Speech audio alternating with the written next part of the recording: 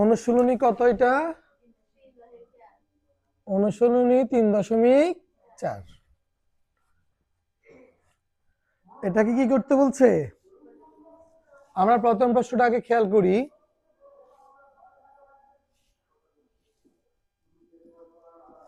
এটাকে বলছে যে উৎপাদকে বিশ্লেষণ করো। এটা হচ্ছে ভাগশেষ পদ্ধতিতে আমরা উৎপাদক করব, কেমন? সেটার জন্য প্রথমে যে কাজটা করতে হবে সেটা কি? সেটা হচ্ছে এই যে এ আছে না, এর মান কত হলে এই রাশিটার মান 0 হবে? এখানে দেখেন এর সর্বোচ্চ ঘাত কয়টা?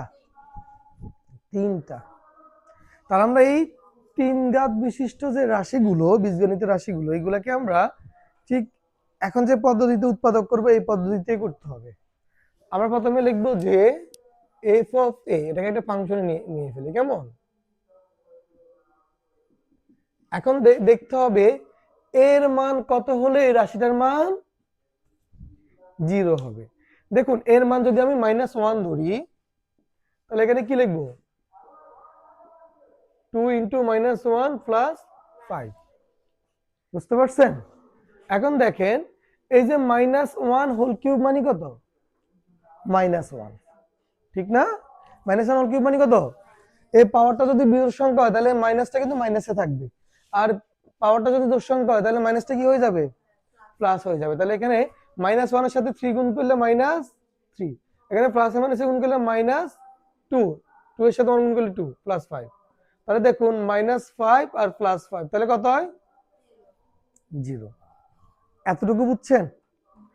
এখন আমরা এখানে লিখবো যে কি লিখবো দেখেন, আমরা লিখবো এই যে এখানে -1 না, -1, তাহলে আমরা এখানে লিখবো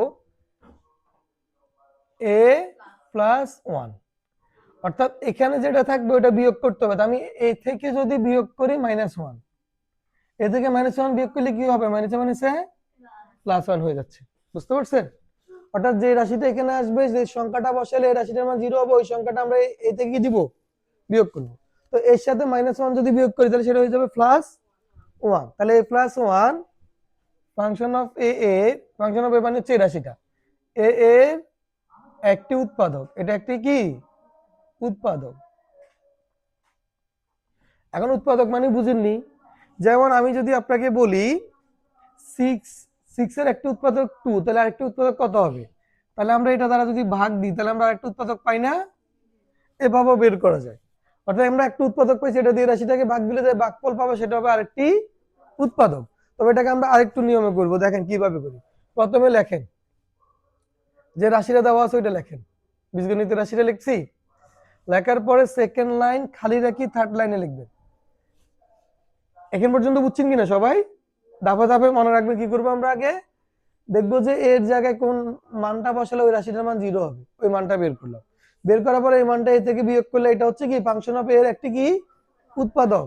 এখন হচ্ছে আমরা লিখবো যে 3 মানে যে রাশিটা আছে ওই রাশিটা লিখছি মূল প্রশ্নটা। লেখার পরে সেকেন্ড লাইন লেখার জায়গা খালি রেখে আমরা কোনটা লিখবো? আমরা থার্ড লাইন লিখবো। মনে থাকবে সবার? তো থার্ড লাইনে কি লিখবো দেখেন, এই যে এর সর্বোচ্চ ঘাত কত?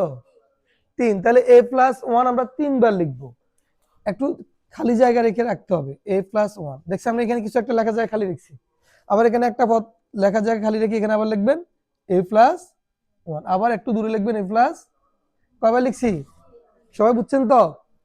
এখন যে কাজটা করব, এখানে এই যে প্রথম পদ দ্বারা আমরা এই রাশিটাকে ভাগ দিব, ভাগ দিয়ে ভাগফলটা এখানে লিখবো। 3 একে 3, ভাগ দিলে 3 হয়। কেন? এ দিয়ে কিউবটা ভাগ দিলে কত? এটা বুঝছেন প্রথম কাজটা কি? আমি আবারও বলতেছি, প্রথম কাজটা হচ্ছে এখানে কি আছে, এই এ দ্বারা এই প্রশ্নের প্রথম পদটাকে আমরা ভাগ দিয়ে ভাগফলটা এখানে লিখবো। এবার বুঝছেন? এ দ্বারা 3a³ ভাগ দিলে কি হয়? 3a³ মানে এই তিনটা, একটা একটা কাটাকাটি গেলে দুটো থাকে, তার মানে 3a²। বুঝতে পারছেন? এবার কাজ হচ্ছে কি, এই যে যে ভাগফলটা আমরা এখানে লিখলাম, এই ভাগফল দ্বারা এই দুইটা পদকে আমরা কি দিব? গুণ দিব।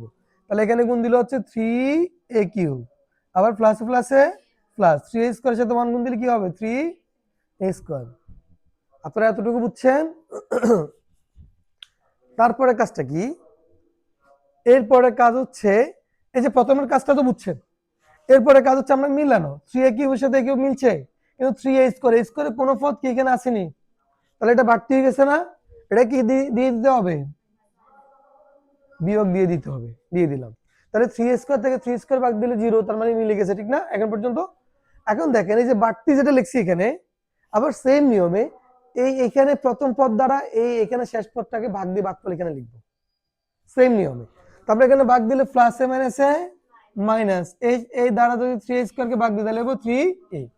এখন এখানে গুণের বেলা কি করবো জানেন, এই -3a দ্বারা a কে গুণ করলে -3a² হবে, আবার -3a দ্বারা 1 কে গুণ দিলে কি হবে, প্লাস এ মাইনাস এ মাইনাস, এখানে এটা দ্বারা গুণ দিলে হবে 3a। এতটুকু বুঝছেন কিনা? এরপর কি করব, এখানে আছে -3 আর এখানে কি আছে +2a, তাহলে কি মিলছে? মিলানোর জন্য আমাকে এখানে কত লিখতে হবে, +5a। আমি যদি +a লিখি তখন এইখানে রেজাল্টটা বের হবে -2a, কিন্তু এখানে -2a আছে না +2a আছে, +2a আছে, তাহলে কি মিলবে? মিলবে না, বুঝতে পারছেন নি? তাহলে লিখতে হবে +5a, কারণ +5a থেকে -3a, +5a -3a সমান কি হবে, +2a। এখন প্রথমে হচ্ছে আমরা কি দিকে ভাগ দিয়ে লিখো, এরপরে কাজগুলো কি হবে, যে আমরা বাড়তি যেটা লিখছি না, এর প্রথম পদ দ্বারা আমরা বাড়তিটাকে ভাগ দিব আবার, তো ভাগ দেন, প্লাসে প্লাসে প্লাস 5 আর থাকিনি না, আবার এখানে এই প্রথম পদ আর গুণ দেওয়ার দরকার নাই, কারণ গুণ দিলে কি হবে সেটা এখানে আছে, ঠিক না? প্লাসে প্লাসে প্লাস 5 একে 5 এখানে আসেনি, মিলে গেছে। এখন আমরা কি লিখবো, a+1, এই তিনটা থেকে a+1 কয়টা লিখবো, একটা। আর ব্র্যাকেটের বাইরে কি কি আছে, 3a² - 3a + 5। এখন দেখেন তো এখানে আবার উৎপাদক করা যায় কিনা, 3 5 কত, এমন দুটি সংখ্যা আছে যে দুটি সংখ্যা যোগ করলে 3 হবে, সরি এটা হচ্ছে যোগ করলে 3 হবে, আর হচ্ছে আপনার গুণ করলে 15 হবে, নাই এমন সংখ্যা আছে নাই, তার মানে এখানে উৎপাদক করা যাবে না।